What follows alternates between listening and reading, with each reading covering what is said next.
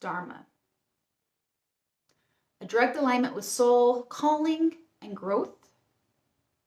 A direct connection to source. Downloads, insight, needing to be emitted. Light of ripples. Deep somber in reflection. The yearn, the desire to share, coupled with a fear or intimidation of being seen. There's an underlying resolve of doubt. Does it feel a bit outlandish? Especially to the way you were primed. Meaning, the priming of how you were taught and raised to believe a specific paradigm to equate to that of success.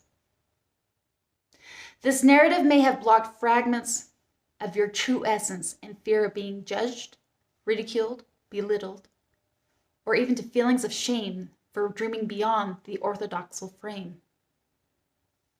Still, your life, tribulations, and encounters have acted as waves that subtly have washed away these old programmings. Because the truest you has never gone away. After all, it is you at the core. The imagery is that of waves, life, that repeatedly hit the same rock, you. These waves of circumstances, situations, and relationships have weathered the jagged edges of the childhood programming, helping to erode the density but never giving in to a full polish. At the core of this very rock, you, is a gemstone, your soul, that is being asked to shine. Everything that calls to you at the core is you, and believe it or not, is natural and safe. Is the true resonance of your vibration. As you listen to this transmission, it comes with a message. Not only are you safe to, but asked to. Embrace your authenticity so the world and tribe and souls can finally benefit from your pure radiance. The creation that has been laid dormant due to shame, have been the remnants of your past that have been in your way. The creation wants to be created by you. Forgive anyone that has projected their fear and shame onto you. Break the karmic cycle by embracing self-love and empowering all motives to be done with grace of healing all traumas or unconscious lies that you aren't or were never good enough. You are receiving this message now because you need to know now that you have the strength to give yourself that one final polish of embracing your authentic self. In whatever way you feel so called to, whether it's visualization, affirmations, or a little feisty energy that claims the royal throne that is yours. You are so deeply loved. Claim the downloads, insights, and inspirations to act on. You were the chosen vessel to release such a beautiful ripple. Remember your essence, intentions, and who you are. Whether you see how the ripple will affect those around you is irrelevant. It is the empowerment of letting your light shine. So shine bright in all of your authenticity, because you are so worthy of being seen. For you radiate a unique love expression of that which you are. The world is waiting for your audacity.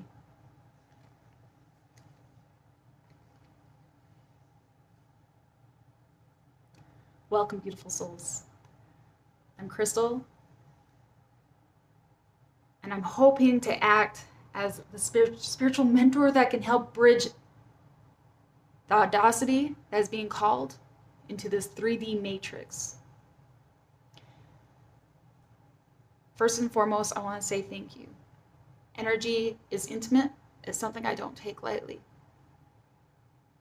And I'm honored to give these messages, especially when they come in this form. I've laid a tarot spread, and we're going to end with the oracle card. It allows us to go a little bit deeper, maybe get a little bit more specific into the message.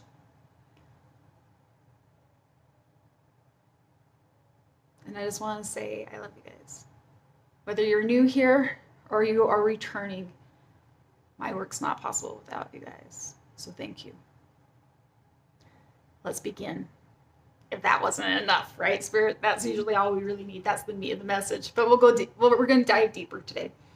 We have an underlining energy of the 10 of Pentacles, but it comes in reverse. So when we're talking about the spiritual evolution, right? When I see the 10 of Pentacles, for me, this is about legacy, but it goes deeper than that. It's about our ancestral traumas, what has been laid before us, and what lies before us and in front of us. Is those traumas, is those paradoxical frames of what is anticipated to be success and the paradigm that we've been taught to believe. It's the underlying energy that surrounds you now of, do we fall into the same cycle of times past where we ultimately self-abandon ourselves to maintain a title of what society deems? And at the heart of the spread, the card that represents you is the rebirth, transformation, and renewal. It is literally that last polishing of rebirth of everything that you are, everything that this download just articulated. Something that's within you calling to be emitted. I'm not sure what that means to you, but if this reading's resonating, you know exactly what I'm talking about. But it's going to require you to be courageous and to be seen in all of your weirdness and difference. So what's got you stuck? In short, it is that healing. It comes with a star as you're crossing energy, excuse me. This gets really powerful, guys, because the way this card and the next two cards lay out, it was like, whoa, Spirit's good. The star comes after the tower. It represents our healing. It's also the opportunity to be seen, to radiate, to shine, and to be in our authenticity. Will you embrace it? Or will you cower in fear that your too muchness might be frowned upon? When I do these readings, guys, I hope you never ever feel like you are being judged. I can't deliver anything that I have never experienced or embodied myself. So I get it. I fully get it. Doing readings like this has been a call. So, from your point of view, how are you seeing it? Let me tap into your world. And it is in fact that scary ass decision. Do I go where my soul is calling me, or do I stay where it's safe? Two of Swords, she guards her heart, blindfolded, but also telling me you too are leaning in to your intuition to help guide you, to make the decision. That's what her blindfold to me represents. Now, it was interesting, right? We have the star that shines onto your authenticity as you're crossing energy. But here we have the waxing moon. I had to take notes because it was so profound. Because I look at this and I can see the trembling. I can see the fear of letting people see you. And the fear of rejection. And whether you should cross that bridge, because all it takes is the one decision, the one affirmation, the visualization, the final polish, or the, what do they say? Feisty energy that claims your throne. Now I ask, from Spirit's point of view, how do they see it? From a higher point of view, is the high priestess. What's interesting and what fully caught my take on this was the moon and how they come closer, like right next to each other, right? So we have the waxing and then we have the waning moon. And the notes I took, because I'm not completely familiar, but I knew they're significant. In the Two of Swords, right? It's the waxing. It's the beginning of the cycle. It's giving light after a new moon, right? So from your point of view, it's moving towards a full moon. It's trying to initiate a new cycle. That hard decision. Do you initiate the new cycle? Do you step into that waxing moon after a void? But then we go into the way Spirit sees it, right? The high priestess. High priestess is all about intuition. It's being led by your soul, by Spirit. With the waning moon, again, I reflect on my notes, so bear with me, is the ending of the cycle. It's appearing just before a new moon. It's disappearing into the void. It's like a mirror. The way Spirit's showing this, from the way you see it and the way Spirit's seeing it. From Spirit's point of view.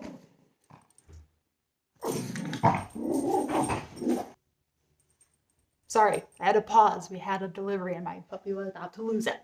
So from Spirit's point of view, the waning moon, the high priestess sits between the two polarities, that of the spirit and the 3D world, right? With the waning moon getting ready to enter into a new moon, sitting in the void. It's like allowing the old paradigm to be pulled away. It's allowing the old traumas to be swallowed, if you will, into the void. It's very telltale. And it caught my attention, especially when you integrate the three cards, right? We have the light, the star, the waxing, and the waning moon. The initiation and the you are it. And allow yourself to be illuminated, if you will. So, from a piece of advice from Spirit. Comes with a King of Cups in reverse. I found this really interesting, right? Because it represents the ocean in the back, the waves, the analogy I saw in my third eye. But with it being in reverse, water representing the emotion, and in reverse, it is about, as a piece of advice, the way I'm reading this, it's genuinely identifying the old trauma base that keeps us, that last, right? So the waves have been eroding at the childhood trauma, the waves being your life and what has been thrown at you to give you a higher perspective and allow you to gain wisdom, a better understanding and grasp of life. And you know in your soul that there's so much more than this 3D illusion, right? But the experience is still very real, right? The trauma, the shame, The emotions are still very real. This is the piece of advice from that. Can we identify the shame or any other limiting belief as just that, as an emotion? Though the emotion is very real, it doesn't mean it's the truth. Your shame is not a truth. It's just an emotion, an experience. And in the advice from Spirit, in identifying it, what it is, and allowing to release it, is powerful in that it gives you a new sense of authority to the potential outcome, which is that of the Queen of Swords. If you can notice in this, she has her hand out. It's like she almost stops the waves. She's in control. She holds the sword of truth. That somber reflection, when I sat down and those keywords were coming to me and what I was seeing, the Dharma, what has created you, your life experiences, and all of your wisdom.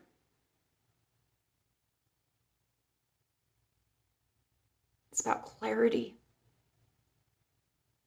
The Queen of Swords, she's our widow, right? She has experienced from the Ace of Swords all through, the swords is not the most prettiest journey, if you will, from heartache to betrayal to theft to being in the head, the anxiety, and the deep betrayals.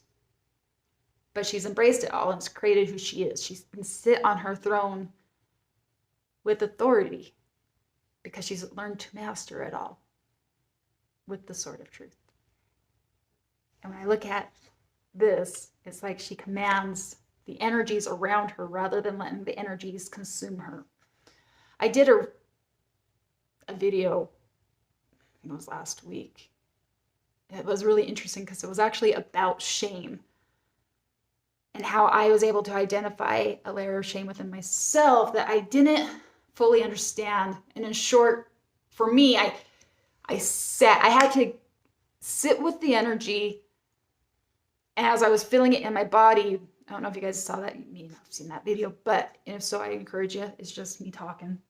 But what was significant for me is because I felt the emotion, but I couldn't fully identify it because I felt shame before, but I couldn't identify this shade of shame before.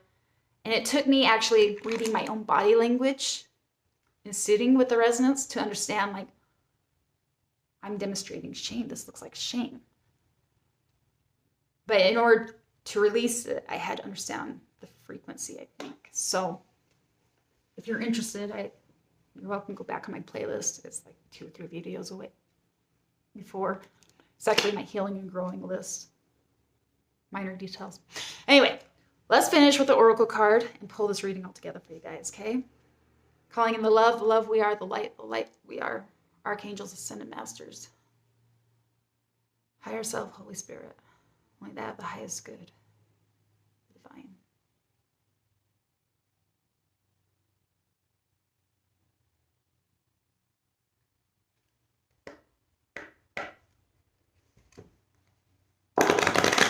Keep it. Oh, hearing is good right away. Let's see.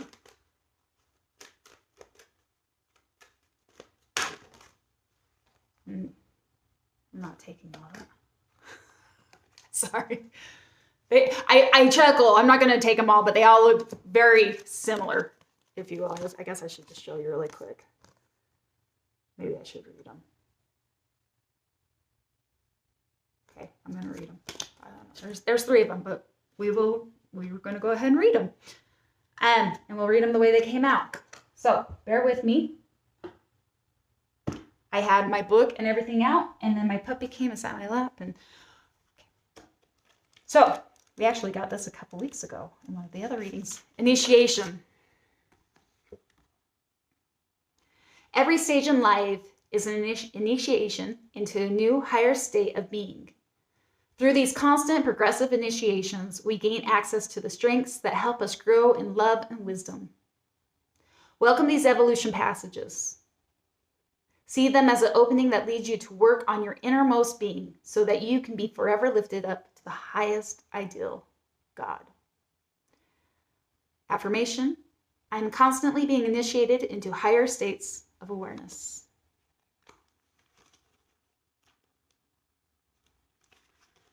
The next card, inner peace. Trust that everything is exactly as it needs to be, even if appearances suggest the chaos rules. Sometimes it can be a challenge to remain calm and centered in the midst of a conflict or stressful situations, but you are guided in these instances to look within. Focus on attaining balance and peace within, and you'll find this will greatly influence your external reality. Affirmation: in times of stress or conflict, I focus on creating a space of calm and balance within. My inner world creates my reality.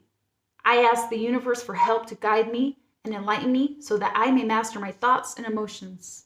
I am peaceful.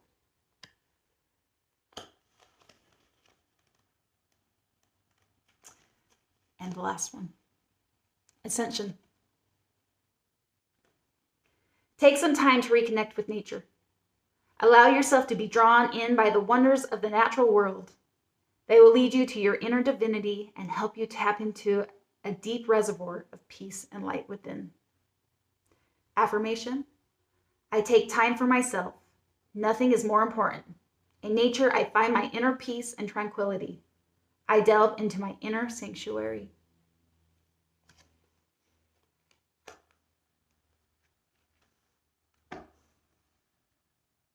I love you guys so much. That's what we've got for you guys today. I'd like to welcome you to join the tribe if you haven't yet by subscribing. Help the message get out by liking, and if you feel so called or willing, to leave a comment. Otherwise, I just want to say thank you. I genuinely am honored to tap into worlds, to get downloads, and to deliver out. So thank you. And until next time, namaste. Sending love and light.